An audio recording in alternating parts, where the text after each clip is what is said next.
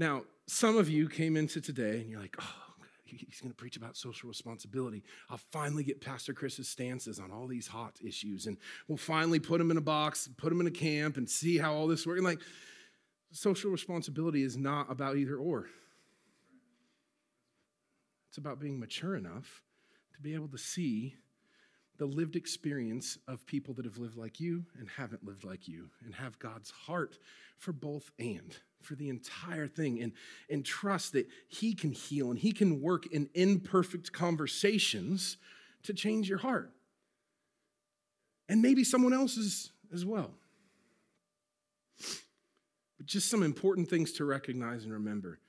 Do what the Spirit is leading. We need to be people who are moved by the Spirit of God. It's not actually possible to take on everything you see. There's going to be things God's going to put on your heart because he wants you to do something. There's going to be things he wants to put on your heart because he wants you to learn more about it, be informed about it. There's going to be things he's going to put on your heart so you can pray for it. There's going to be things he puts on your heart so you can give to it. And none of those things are bad, and maybe it'll be a combination. It'll shift through seasons. But even Jesus said, I only do what the Father's doing. Are we better than Jesus? Just think about that. Now, this isn't something that we use to be like a Jesus juke. Have you guys ever heard that phrase? It's like, oh, I got you. Like, because, oh, well, Jesus didn't tell me to do that yet. Sometimes we can be so comfortable with being ultra spirit-led that we just never actually take action.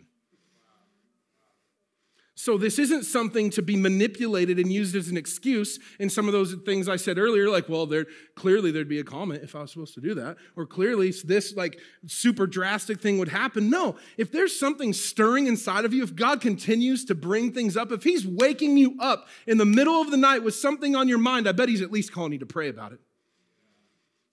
It's a good place to start. It's all too easy to hide behind not feeling led. Don't use it to hide behind. Allow it to be your compass. Don't hide behind it. Seasons are real. It's another thing. Seasons are real. And sometimes you have to be okay with the seasons and the rhythms of which God is moving and the community in which you are called to is moving. We don't have 2 intense weeks of launching campus ministry in the fall every month of the year. Not because we care about the campus any less the rest of the year, but because when students are moving into town and the school year's kicking off and we're relaunching something, there is a season for intensity and focus in any given area. But over Christmas break, that's not going to be our focus. It just wouldn't make sense. There's seasons for things. And you can put that to all, like over the summer, seasons change because in Oregon we get 3 months of not rain, and so everybody's out doing things, right? So what does that season warrant? Hey, let's have a church camping trip. Let's do potlucks outside. Not in February in Oregon, but in the summer. There's seasons for things. Embrace the seasons, but don't get stuck in them. Seasons are meant to change. Don't let a season become just your new norm or way of life or something that you are cemented into. Sometimes seasons make sense, sometimes they don't, but Jesus is the one who sets the seasons. Another thing, what is initiated by the Spirit of God can only be maintained by the Spirit of God.